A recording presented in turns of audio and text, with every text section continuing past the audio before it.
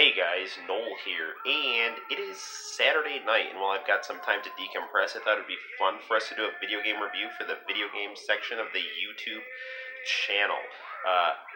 Avengers Endgame is breaking all kinds of box office records in the movie theaters.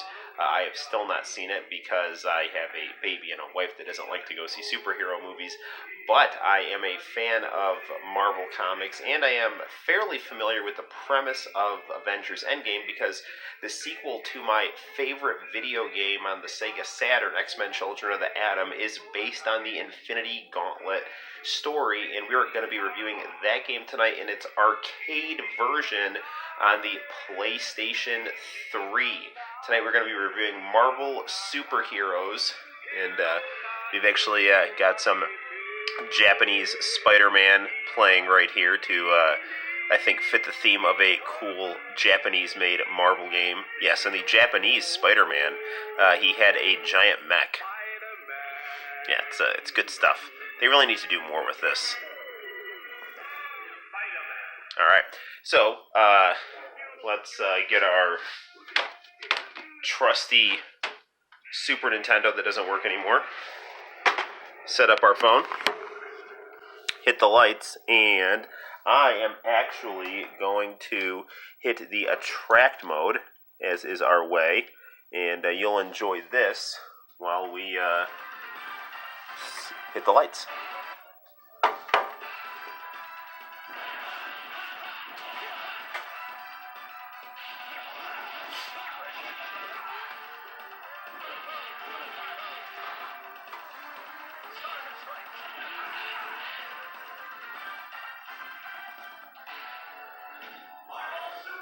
Now, this game is actually tied for the first PlayStation game I ever owned.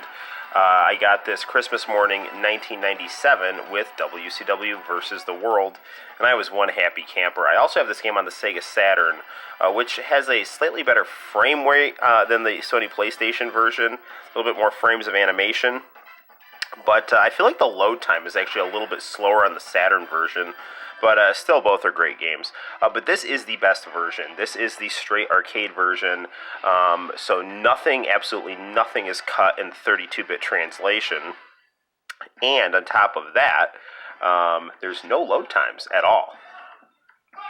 So we are now fighting Shuma Gorath in a very, very cool level with very cool music, and this game looks amazing going through RGB SCART. Now, the cool thing about this game is you get to use different gems from the Infinity Gauntlet to enhance your gameplay. We have a review of this game for the Sony PlayStation, so check that out on the channel, and look for some fun differences between the arcade version and the PlayStation version. So, namely things like when you use a gem, it'll go power gem, whereas in the PlayStation and Saturn version, it would just go power. So, just little stuff like that. Now, the only thing I really don't like about this game is the fact that this is part of what's no longer available as the Marvel vs. Capcom collection that you could get on the PlayStation 3, but because of Marvel and Disney's, mergers and whatnot, this game is no longer available. So I was lucky enough to download this on the PlayStation when it was available. But anyway, as I was saying, the attract mode, you have to unlock in a vault. It is ridiculous. Attract modes are the things that really set the theme. They're like the opening credits, and without the attract mode, I don't know, it just lacks something aesthetically, that I have to actually go through an options screen, toggle through a bunch of unlockables to actually see the opening credits to this game, which really is one of my favorite things, is just to sit and watch cool opening credits. I think this is kind of a victim of the whole competitive gaming scene, where, it's just like, oh, we'll just shut up and get to the one-on-one fights with two different people.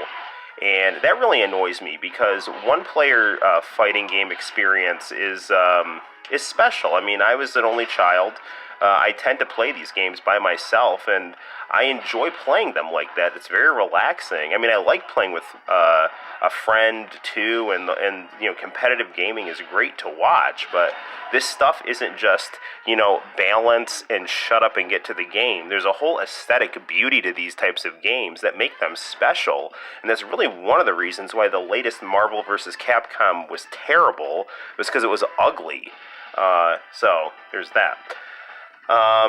And they kind of went in the opposite direction in the sense of adding a lot of story with ugly characters and no arcade experience. It was kind of like feast or famine, and that's like a thing with these newer fighting games. It's like the story mode is like a full-blown, 2-hour thing, and then the rest are just like, arcade fights. There's no merger of the two where you can actually play through an arcade ladder and get a feel for the story of the game and have, little cutscenes and things like that maybe only take a few seconds, but really add some engagement to the arcade experience. So, incidentally, you can probably tell we're playing this game on one round for the sake of brevity. So, just so you can see as much of this as quickly as you can in a YouTube video. So now we're fighting Spider-Man, and if you've played X-Men Children of the Atom, this artistic style should be familiar to you. Big, beautiful, hand-drawn 2D sprites that look like they're really ripped out of Marvel comic books from the 90s with some Japanese flair. This style of 2D fighting game is really my favorite, and Capcom's ability to get that 90s comic book style with big, bold, bright colors, and then also that Jim Lee-esque look and feel is really, really spot on. It pulls you into 90s comic books like no other game could do at the time. And I remember the first time I saw X-Men Children of the Atom at Court Lane's bowling alley, and I just couldn't believe that I was playing a Street Fighter-style fighting game that looked exactly like a Marvel comic, and every character's personality was perfectly articulated. And add that to really vivid, detailed backgrounds, cool, pulsating pop dance music that really fits the characters in the level. This is why the Marvel vs. Capcom series is really special. And, aesthetically, I think it started to take a pretty severe hit with Marvel vs. Capcom 2, although a lot of people like Marvel vs. Capcom 2 because it's got a crap ton of characters that's good for competitive fighting. But I don't know, to me the aesthetics of the game are really, personally, more important than the balance of the game. And that might sound like blasphemy to some people, but it's how I feel. So anyway, let's actually execute a gem move here, because we haven't really done much of that. So I do that by hitting Hurricane Kick and the 2 punch buttons there. And you see how I had the life gem, so now I'm fighting the sub-boss Dr. Doom, but my life is going up because I've activated the life gem, and I just walked into his super move, so that's not good. And he nearly KO'd me, and he might KO me. I'm going to do a desperation super move attack here and miss, which isn't good, but maybe I can try to get something going here. Nope. I messed up and hit my medium attack rather than my fierce attack. I'm going to go for my drop kick here, but I ran into one of his photon lasers, but I almost won. I really like Dr. Doom in this game, especially when he wins and he generates that throne and butler and servants. It's fantastic. Now, fun story about this game. I should actually select her.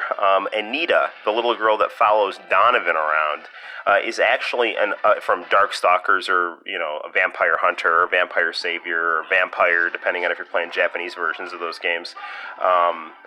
She is a character that the programmers used to test the game, and she is unlockable, and she's ridiculously overpowered and only has a handful of moves. But she is fun to play as. And you can also actually play as Dr. Doom and Thanos in this game as well. And they were very, very difficult to unlock. I believe you actually needed Game Shark codes to unlock them in the console versions. But we're doing well this go around here. Let's see if we can super finish them here. Nope. Yep. We did get a maximum spider. Now, fun thing, the X-Men characters from Children of the Atom maintain their Hyper X moves as well as their new Marvel superheroes moves. So this is really where Wolverine gets the Weapon X in addition to the Berserker Barrage. And here's Thanos looking as cool as he has ever looked.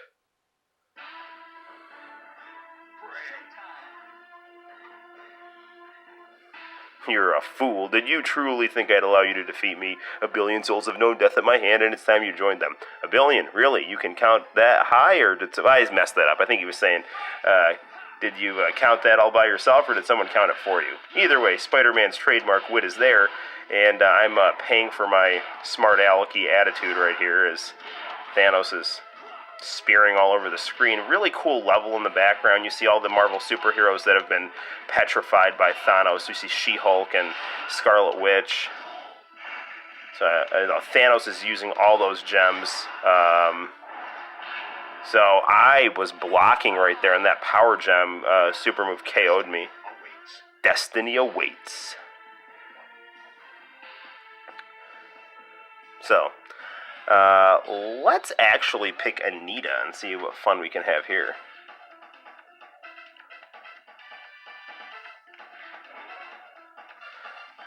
So Anita's picture is Thanos. And she just creepily points at you. Now she's got this little Donovan-style sword there. And she really just basically uses that. If I can get a super move going, though, he can be in some serious trouble. She kind of takes some getting used to. Yeah, I'm not doing well at all. I have beaten the game with her. You just get like the credits screen twice if you beat the game with her. Oh yeah, when you do this, your Fierce Punch, Akuma will appear. Darn it. Destiny awaits. Alright, let's get serious here.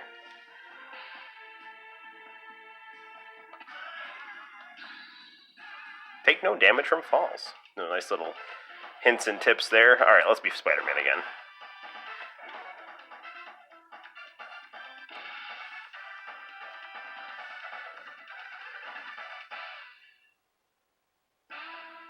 Incidentally, I'm still upset that Brock Lesnar has not played Venom in a Spider-Man movie. Now, Brock Lesnar is by far, I think, the worst wrestler performance-wise on the WWE roster. Although he's not even on the roster anymore. Why is this not working? Oh, there it is. Okay. I was hitting the wrong button. Man, I'm messing up right now. Anyway, Brock Lesnar's a terrible professional wrestler, but he is literally Eddie Brock. I would pay big money to see him play Eddie Brock in a movie. Wow, not doing well at all. We just whizzed through this game, and now we're hitting a little bit of a brick wall here. Let's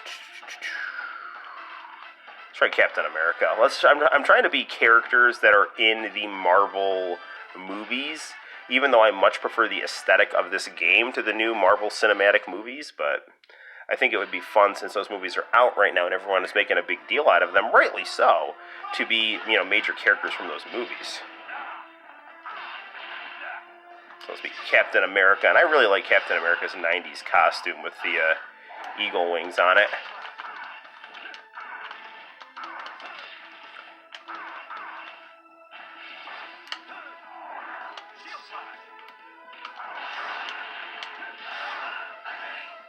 Yikes. Try to block this move and then try to get final justice on him if I can.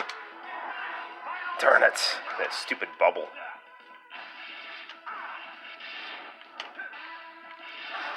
Gosh darn it. So close. Oh man, come on. Oh, alright. Let's try to get some even more variety going here. Let's actually be an anti-hero. Let's be Magneto. Although I don't think Magneto's in the movie, but he's awesome. I really like Magneto quite a bit. Playtime is ended.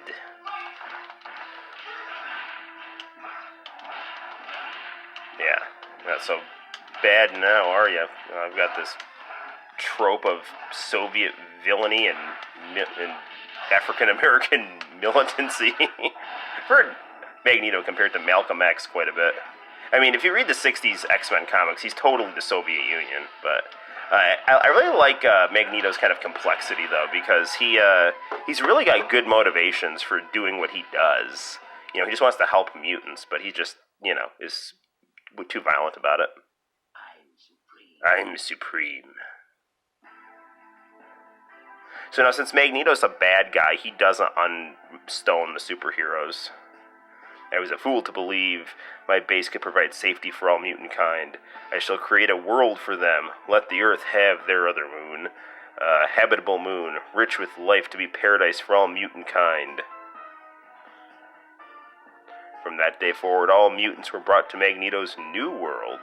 All mutants hail Magneto, eternal emperor of Avalon.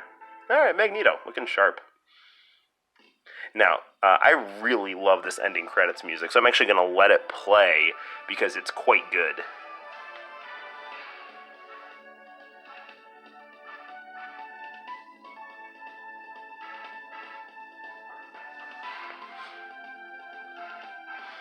That's good stuff.